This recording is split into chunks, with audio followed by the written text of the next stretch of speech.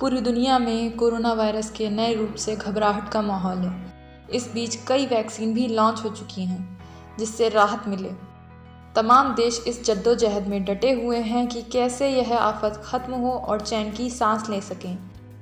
इस बीच एक देश कोरोना से मुक्त भी हो गया है। ये खुशखबरी है। यह पहला देश है जहां टीकाकरण भी हो गया है।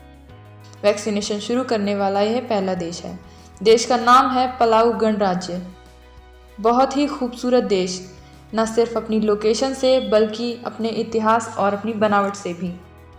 यह देश पश्चिमी प्रशांत महासागर में मौजूद है, जहां लगभग 18,000 लोगों की आबादी है। यहाँ कोरोना वायरस का एक भी मामला दर्ज नहीं हुआ। जिस वक्त दुनिया कोरोना वायरस को लेकर गफलत में जी रही थी, पलाऊ की सरकार ने बंदोबस्त चाक चौबंद कर दिया। पलाऊ ने पिछले साल जनवरी में ही सीमा नियंत्रण लागू करना शुरू कर दिया, जबकि मार्च आते आते दुनिया भर में हाहाकार मच गया और सभी जगह आनन फानन में लॉकडाउन से लेकर तमाम भयावह हालात दिखाई देने लगे। पलाऊ ने अप्रैल में सभी की टेस्टिंग करा डाली, जिसमें सभी लोग निगेटिव पाए गए। यहाँ भारत सहित कई देशों ने परीक्षण किट भेजी। यहाँ की सरकार इसके बाद भी हाथ पर हाथ धरे नहीं बैठी रही। वैक्सीन की लॉन्चिंग होते ही बचा कुचा काम भी कर डाला।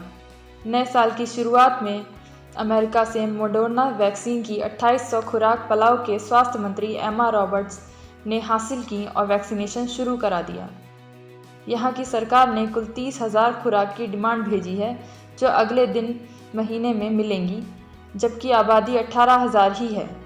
चलिए इस देश को और नज़दीक से जानने की कोशिश करते हैं। यह देश दरअसल एक द्वीप समूह है जिसमें 340 द्वीप हैं।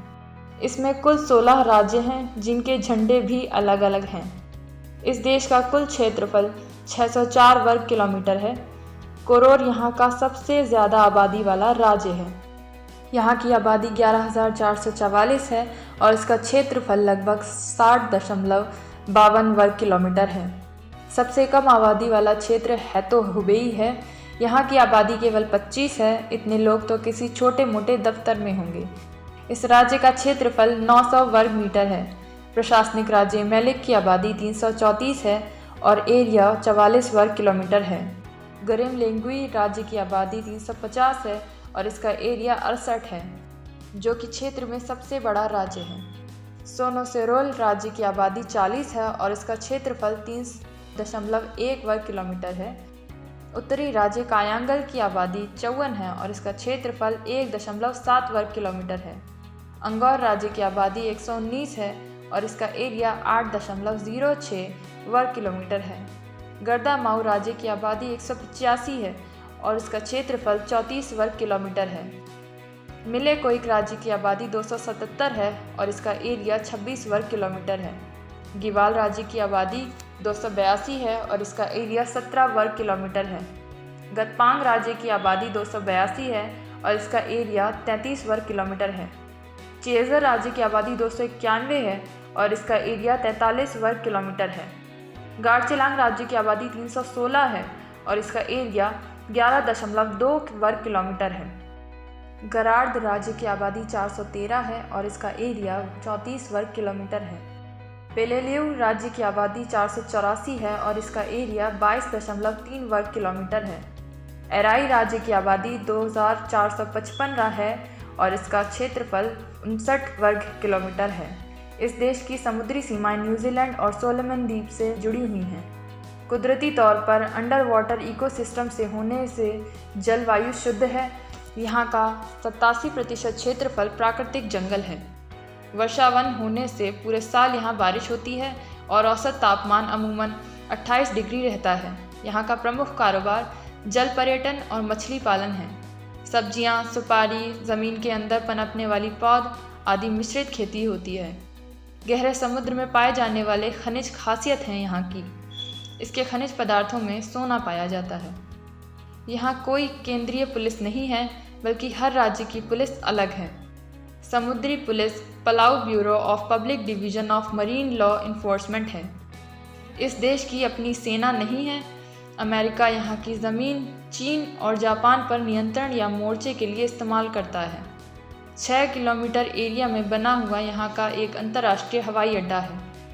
यहाँ शार्क मछली का शिकार प्रतिबंधित है।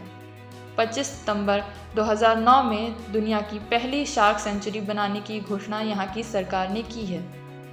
पलाऊ का इतिहास बताता है कि फिलीपींस का शासन 1574 से 1898 तक रहा। फिर प्रथम फिलीपीन रिपब्लिक 1898 से 1899 का रहा। जर्मन न्यू गिनी के मातहत 1899 से 1914 तक रहा। पहले विश्व युद्ध के समय जापानी साम्राज्य की नौसेना के कब्जे में 1914 से 1919 तक रहा। फिर राष्ट्र संघ के मार्फत 1919 से 1944 तक जापानी साम्राज्य का हिस्सा हो गया। दूसरे विश्व युद्ध के बाद अमेरिकी सेना का कब्जा 1944 से 1947 तक रहा। इसके बाद अमेरिका का भरोसेमंद पैसिफिक द्वीप समूह बतौर 1947 से 1981 तक रहा। फिर 1981 में पलाऊ गणराज्य घोषित हुआ, जो आज तक कायम है। यहाँ की जीडीपी 322 मिलियन यूएस डॉलर और प्रति व्यक्ति आय 17,438 यूएस डॉलर है। भारतीय रुपयों में देखा जाए तो यहाँ के लोगों की प्रति व्यक्ति आय लगभग 13 लाख रुपए सालाना कही जा सकती है। मानव विकास सूचकांक में ये 189 देशों में 50वें पायदान पर है। यहाँ जापानी, पलाउन और यूएस इंग्लिश बोली जाती है। तोबियन सोंसोरलीज भाषा यहाँ पर भी बोली जाती हैं। केंद्रीय राजकाज की भाषा पलाउन व इंग्लिश है। धार्मिक समूह बतौर यहाँ 89.7% ईसाई, 3% मुसलमान और आदिवासी मोदो-कुंजी हैं। इसके अलावा लगभग 3% अन्य धर्मों या मान्यताओं से जुड़े हुए लोग भी यहाँ रहते हैं। इस दिलचस्प देश के भारत से खास रिश्ते हैं। यहाँ के राष्ट्रपति रेमेंग्सू जूनियर 21 अगस्त 2015 में second India Pacific island corporation यानी कि फिपिक में भाग लेने जयपुर आए थे। उस समय भारत के साथ स्वास्थ्य क्षेत्र में सहयोग का समझौता हुआ। 19 जनवरी 2017 को तत्कालीन विज्ञान एवं प्रौद्योगिकी मंत्री वाईएस चौधरी शपथ ग्रहण समारोह में पलाऊ पहुंचे थे। पलाऊ ने सुरक्षा परिषद में भारत को शामिल करने के पक्ष में रहने का वादा किया है। भारत मौजूदा समय में पलाऊ से लगभग $100,000 की इलेक्ट्रिकल मशीनरी, बोट उपकरणों का आयात करता है और लगभग $200,000 का फार्मा उत्पाद, मेडिकल उपकरणों का निर्यात भी करता है।